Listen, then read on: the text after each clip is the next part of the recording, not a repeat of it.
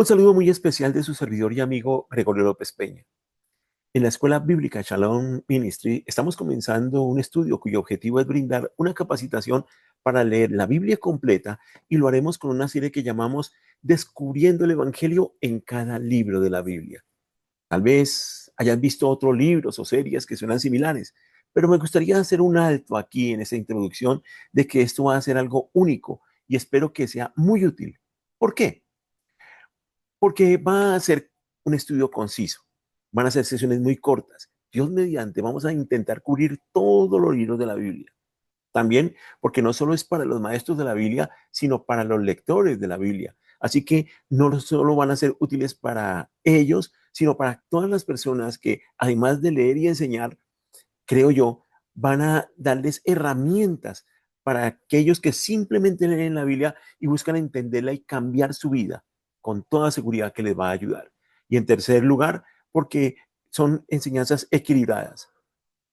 Esta es la razón por la que creo yo va a ser útil. Y es que cuando la gente habla del Evangelio hoy en día, tienden a caer en una de dos categorías. Ojo, cuando la gente habla del Evangelio, una de estas dos categorías. Primero, tienen que hablar del Evangelio como un principio. Y esa es la tendencia.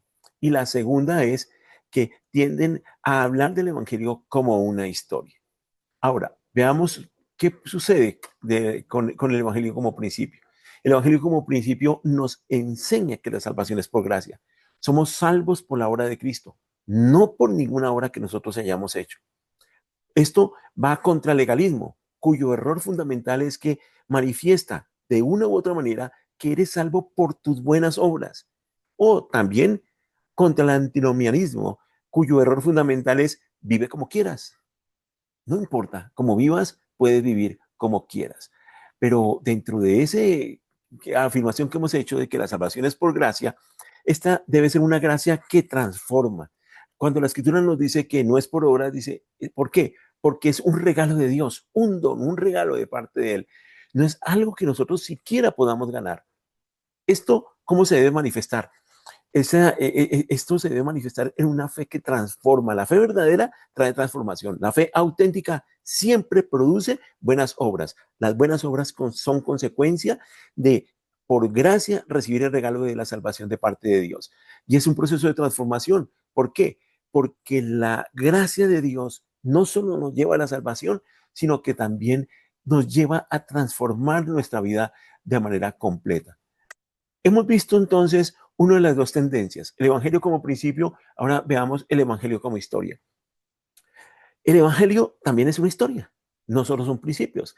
La historia que es creación, ese inicio allí, la caída, la redención y la restauración. Vamos a mantener esas cuatro fases, esas como cuatro etapas de la historia del Evangelio que van desde el Génesis hasta Apocalipsis, las vamos a mantener presentes.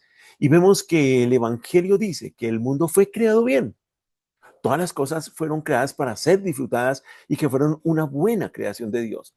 Pero porque nos apartamos de Dios, los hombres humanos, todos lo hicieron, todo se ha corrompido. Ahí viene la caída. Y aún así, Dios juzgará el pecado y aún así Dios está en un proceso de ¿qué? De redimirnos del pecado y redimir al mundo entero del pecado a través de su Hijo Jesucristo.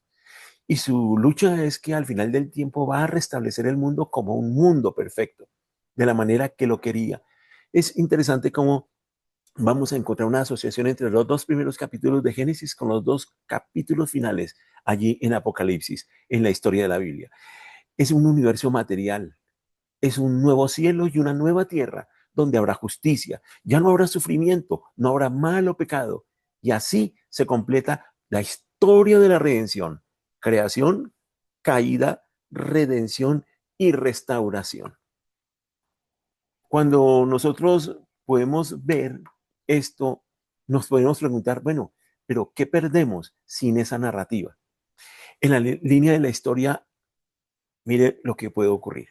Si no sabes esa línea de la historia, de que todas las cosas son buenas porque fueron creadas por Dios y aún así todas las cosas se han caído y han sido corrompidas y aún así Dios nos redimirá y hará que el mundo sea un lugar perfecto de nuevo, si no sabes eso, hay muchas cosas que te pierdes. Una de ellas es que vas a tener una visión simplista de la vida. La otra es que vas a caer en un individualismo. ¿Por qué? Porque vas a considerar que la manera en que sea la salvación es como si fuera algo entre Dios y tú. Solo Dios y yo vamos al cielo, mientras que si miras la línea de la historia, verás que Dios está creando un pueblo, no es algo individualista. Primero, a través de los hijos de Abraham y a través de los creyentes en Jesús. Él está creando un cuerpo, una comunidad. En tercer lugar, pues podemos caer en una esperanza limitada. Si no ves la línea de la historia, no reconoces el hecho de que Dios no solo nos llevará al cielo, sino que realmente va a crear un nuevo cielo y una nueva tierra.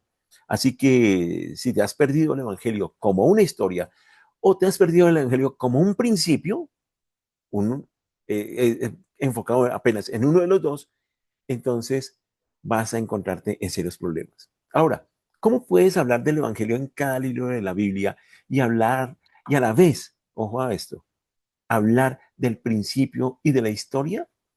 Bueno, la respuesta es que lo que trae el principio y la historia es la persona del Evangelio, Jesucristo.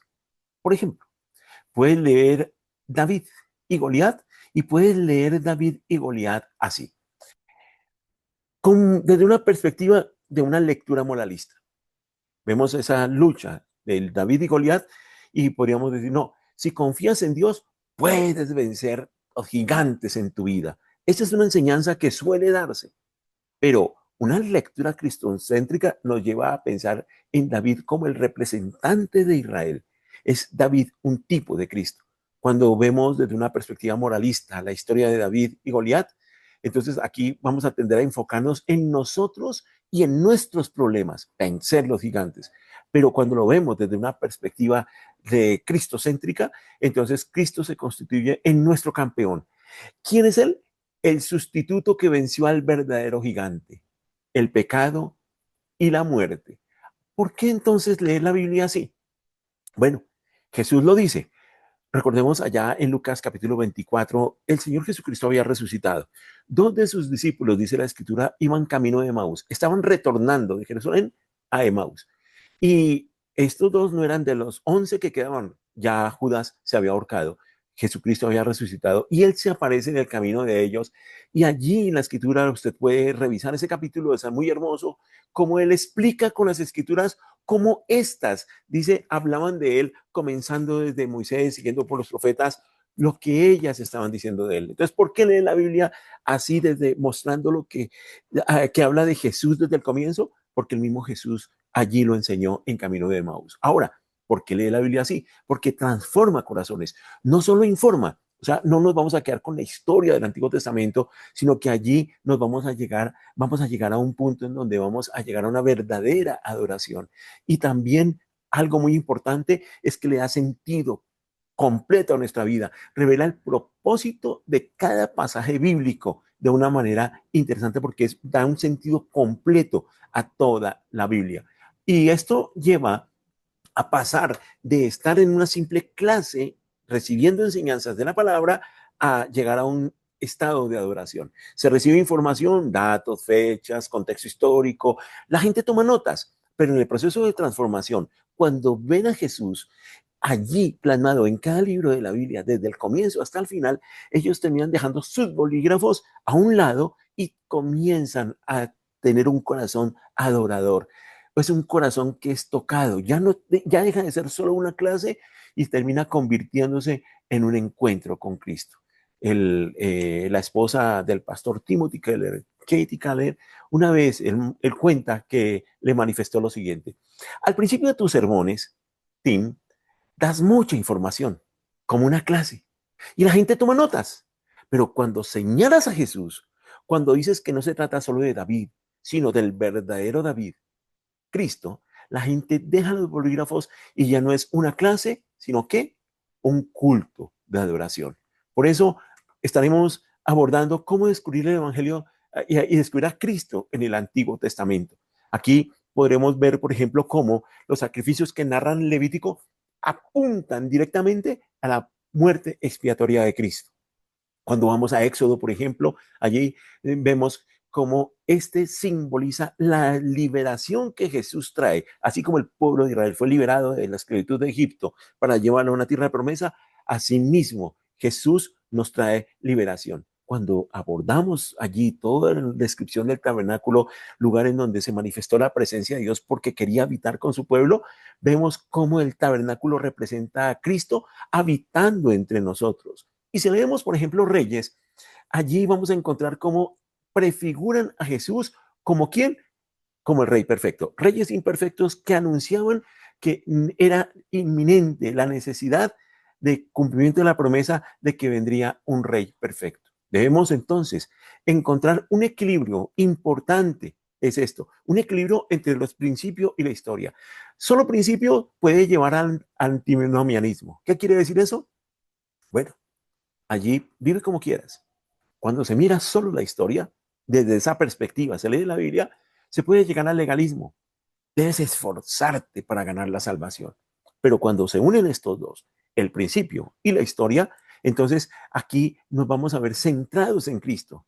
Cristo, con la gracia que transforma ¿para qué? Para cumplir su misión. Cuando entonces vemos esto, podemos concluir que es importante ir mucho más allá del conocimiento. Y el estudio de la Biblia entonces desde luego, comienza por el conocimiento, comienza por la mente. Aquí entonces se aprenden datos básicos, el contexto histórico, el idioma original, los tipos de textos, todo esto es importante.